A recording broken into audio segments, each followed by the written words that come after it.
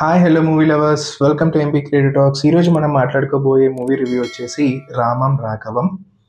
So ఈ movie ఎలా ఉంటుంది, ఏంటి, బాగుంటుందా, బాగోదా, ఎవరికి నచ్చుతుంది, ఎవరికి నచ్చదు, ఏంటి అని అనేక అంశాల గురించి మనం ఈ మూవీలో మాట్లాడుకుందాం. సో ఈ మూవీని ఫుల్గా చూడండి, స్కిప్ చేయొద్దు. సో దట్ మీకు మూవీ ఎలా ఉంది అని అన్నది ప్రతిదీ నేను డిస్కస్ చేస్తాను. కానీ దానికంటే ముందు నా వీడియోని లైక్ చేయండి, షేర్ చేయండి అండ్ సబ్స్క్రైబ్ చేయండి. అండ్ మీరు నా ఛానల్ని ఎంకరేజ్ చేస్తే నేను మరిన్ని కంటెంట్స్ ఇవ్వడానికి ఆస్కారం ఉంటుంది. సో మరి నా ఛానల్ని ఎంకరేజ్ చేయాలంటే మీరు నా ఛానల్ని సబ్స్క్రైబ్ చేయండి, అట్లాగే షేర్ చేయండి, మోస్ట్ ఇంపార్టెంట్ లైక్ చేయండి అండ్ ఒక కామెంట్ కూడా చేయండి. సో ఇప్పుడు మనం మూవీ రివ్యూలోకి వెళ్ళిపోదాం. సో మూవీ రివ్యూ వచ్చేసి రామం రాఘవం. సో ఇందులో లీడ్ రోల్ వచ్చేసి ధనరాజ్ అండ్ సముద్రకిని అండ్ హీరోయిన్ కొత్త అమ్మాయి.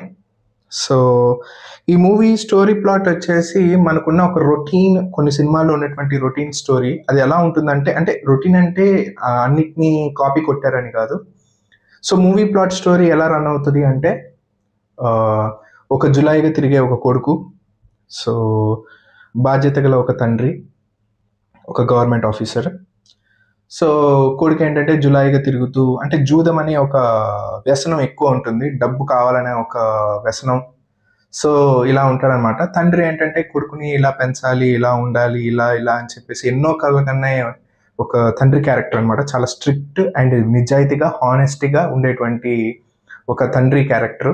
అండ్ ఒక మదర్ కూడా, ఇంట్లో మామూలుగా ఉండే మదర్స్ ఎలా ఉంటారు అలాగా. అలాగే మన హీరోకి ఒక ఫ్రెండ్ ఉంటాడు. సో మీకు ఒక ఐడియా వచ్చి ఉంటుంది. సో ఆ కొడుకు ఏం చేస్తారంటే, డబ్బులు ఎక్కడ కనబడితే జూదం ఆడేయటం, ఫ్రెండ్ అంటే ఆ పక్కన ఉన్న ఫ్రెండ్ని పక్కన పెట్టుకుంటాడు. కానీ ఫ్రెండ్ ఏంటంటే కొంచెం అవేర్నెస్గా ఉంటాడు అనమాట, మరి అంత జూదం అనే అలవాటు కాకుండా. సో మన హీరో ఏమనుకుంటాడంటే, ఆ హీరో ఫ్రెండ్ ఏమనుకుంటాడంటే, ఒక చిన్న ఫుడ్ కోర్ట్ పెడదాం అనుకుంటున్నాను. సో మా నాన్న దగ్గర నేను 5 లక్షలు తీసుకుని పెడదాం అనుకుంటున్నాను, నువ్వు కూడా మీ నాన్న దగ్గర 5 లక్షలు తీసుకోరా అని అంటే, సరే ఇద్దరం కలిపి ఒక 10 లక్షలు, అంటే నువ్వు ఒక 5 నేను ఒక 5, 10 లక్షలు పెట్టేసి ఒక ఫుడ్ కోర్ట్ స్టార్ట్ చేద్దాము, అది ఇది అని చెప్పేసి హీరో అని చెప్పగానే ఫ్రెండ్ ఓకే అని చెప్పేసి ఇద్దరు చెరో 5 లక్షలు తీసుకొచ్చుకుంటారనమాట. ఈలోపు మన హీరో ఏమొచ్చేసి ముందుగానే 5 లక్షలు వాళ్ళ నాన్న దగ్గర అడిగి తీసుకొచ్చి, సో ఒక హోటల్ దగ్గర వెయిట్ చేస్తాడు. సో అక్కడ బెట్టింగ్ జరుగుతూ ఉంటుంది.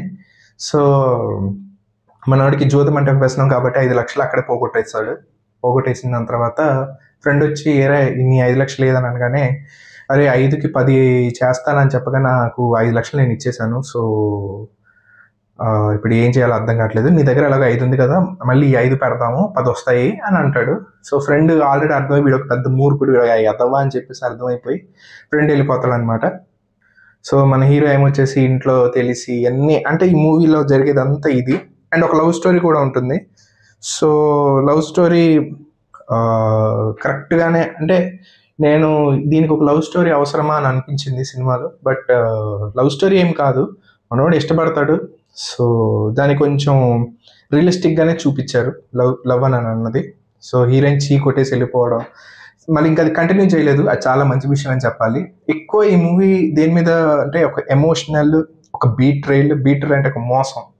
సో మోసం ఎవరికి చేశారు, ఎవరెవరని అంటే, సో తండ్రి ఏంటంటే కొడుకుని స్ట్రిక్ట్గా చూడాలనుకోవడం, సో కొడుకు ఏంటంటే తండ్రిని చంపేయాలని అనుకోవడం. సో ఇలా చాలా సందర్భాల్లో మనకు ఈ మనీ వల్ల వాడు హీరో ట్రాప్లో పడిపోవడం.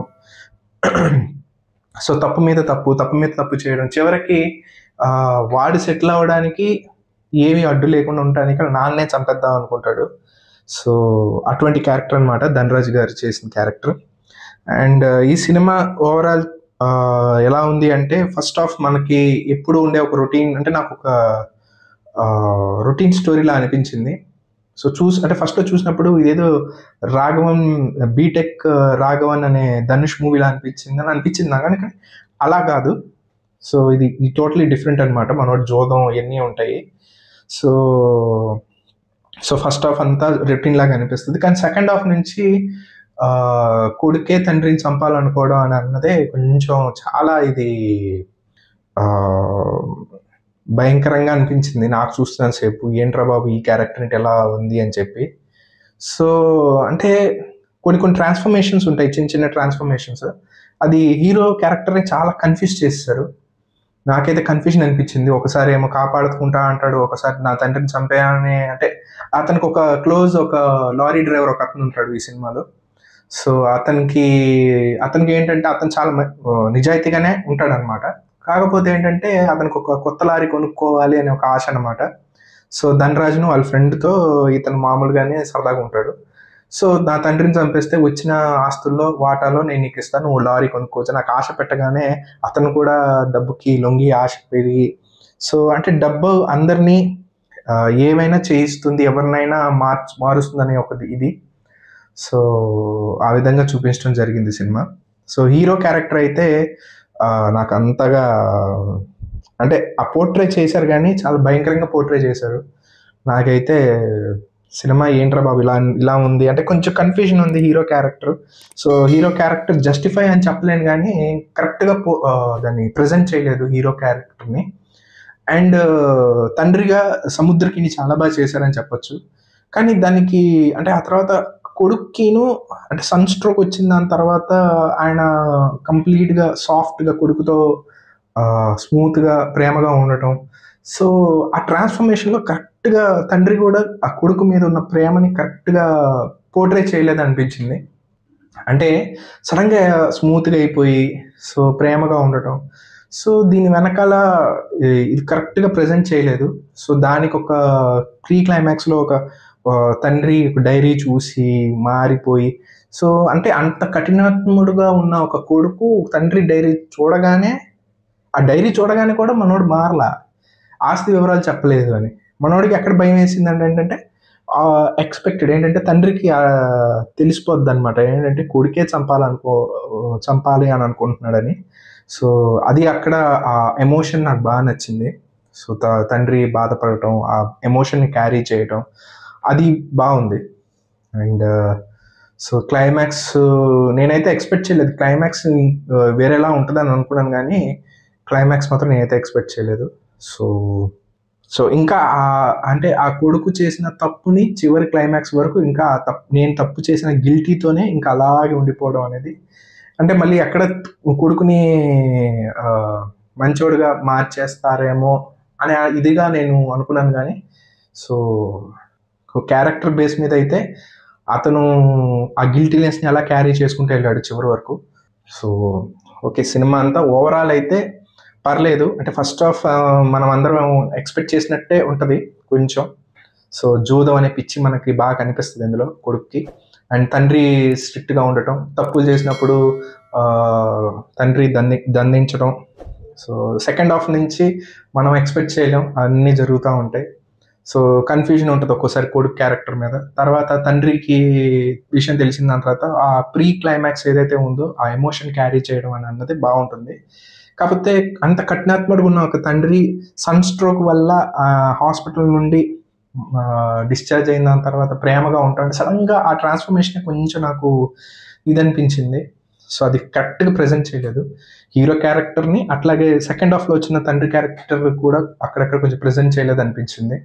అండ్ కేవలం కొడుకేంటంటే తండ్రిని అంటే తండ్రిని చంపాలనుకుంటున్నాడని ఆ తండ్రికి తెలిసిందని ఆ లెటర్‌లో చదవగానే భయం అదొక్కటి దాని వల్లే అతను మారాడు అని అనడంలో నాకు అర్థమే అనిపించలేదు. డైరీ అంతా చదివిన దాని తర్వాత కూడా ఇంత కఠినాత్ముడా అని అనిపించింది. సో, అది సరిగ్గా ప్రెజెంట్ చేయలేదనిపించింది ఓవరాల్. సో, ఈ సినిమాలో ఒక మెసేజ్ ఏదైనా ఉందంటే ప్రతి తండ్రి కొడుకుకి ఏంటంటే అంటే ఒక డైలాగ్ ఉంటుంది. ఏంటంటే నాన్న ఏంటి ఇప్పుడు అన్నం పెట్టకపోతే ఇప్పుడు నువ్వు పోషించవా? అంటే అంటే నేను సంపాదిస్తేనే నువ్వు అన్నం పెడతావా? అంటే ఏంటి ఇప్పుడు నువ్వు నన్ను జాబ్ చేసి నేను నీకు డబ్బులిస్తేనే నువ్వు నన్ను అంటే నేను పోషిస్తేనే డబ్బులిస్తేనే నేను నీ కొడుకునా లేకపోతే కాదా? అని చెప్పేసి ఒక మాట చెప్తాడేంటంటే అంటే నన్ను ఒక పెట్టుబడిగా అంటే నేను నీకు పెట్టుబడి మాత్రమే అని అనగానే యూనివర్సల్‌గా అయితే ప్రతి తల్లిదండ్రులు అదే ఎక్స్‌పెక్ట్ చేస్తారు మాక్సిమం. పెట్టుబడి అని కాదు. ప్రతి తల్లిదండ్రులు కొడుకుని అలా ఎక్స్‌పెక్ట్ చేస్తారు. కానీ ఆ కొడుకు కూడా ఆ తండ్రి తర్వాత సెకండ్ హాఫ్‌లో వాళ్ళ భార్యతో మాట్లాడతారనమాట. వాడు చెప్పింది నిజమే అనిపిస్తుంది అని చెప్పేసి. సో నిజంగా అది గనక మిస్ చేసుంటే నాకు తెలిసి ఇక సినిమా మొత్తం పోయినట్టు అనిపించేది. కానీ అది క్వశ్చన్ చేసుకొని ప్రతి తండ్రి అది క్వశ్చన్ చేసుకోగలిగితే కొడుకు అనేవాడు జాబ్ చేసినా చేయకపోయినా ఏం చేసినా చేయకపోయినా మనం ఒక ఎథిక్స్ వాల్యూ ఇచ్చి పెంచినట్టయితే మనకి బయట వాళ్ళ దగ్గర మాటలు పడాల్సిన అవసరం ఉండదు. వాడు కూడా ఏ చెడు మార్గంలో వెళ్ళే అవసరం ఉండదు. సో ఇది ఒక మెసేజ్ అని చెప్పొచ్చు మనం. సో ఇప్పుడున్నటువంటి హెవీ కాంపిటీషన్లో ఏంటంటే ఫస్ట్ తండ్రికి కొడుకు ఒక ఒక ప్రేమ, కేర్, అట్లాగే ఒక సపోర్ట్ ఉంటే ఏ కొడుకు దానికి ఆ పక్కకి వెళ్ళడు. సో ఇదే అనిపించింది నాకైతే సినిమా ఓవరాల్ చూస్తున్నప్పుడు.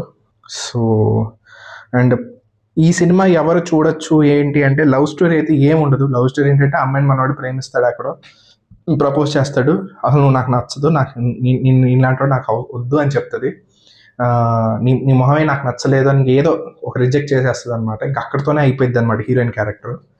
సో పెద్ద లవ్ స్టోరీ అంటే ఏమి ఉండదు అది. అండ్ సెంటిమెంట్ అయితే బాగుంటుంది. సో ఫాదర్ సెంటిమెంట్ బాగుంటుంది. అండ్ సో ఈ సినిమా ఎవరు చూడొచ్చు అని అంటే ఒక 20+ ఉన్న వాళ్ళు చూడొచ్చు. అండ్ ఫ్యామిలీతో చూడొచ్చు. కాకపోతే కొంచెం ఇది ఒక అంటే కొడుకే తండ్రిని చంపాలనుకోవడం, సో ఈ బేస్ మీద తీశారు కాబట్టి సినిమాగాని చూస్తే పర్లేదు. కానీ దాన్ని మీరు ఇంకేదో మంచిని తీసుకుంటే పర్లేదు, కానీ దాంట్లో చెడుని తీసుకొని దాన్ని స్ప్రెడ్ చేయకుండా ఉంటే చాలు అని అన్నది నా ఉద్దేశం. సో సినిమా 20+ ఉన్న వాళ్ళు చూడొచ్చు, ఒక్కసారి చూడొచ్చు.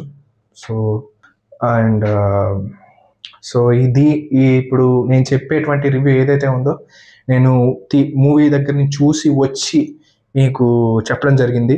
సో ఇది నా ఒక జెన్యూన్ క్రిటిక్ రివ్యూ.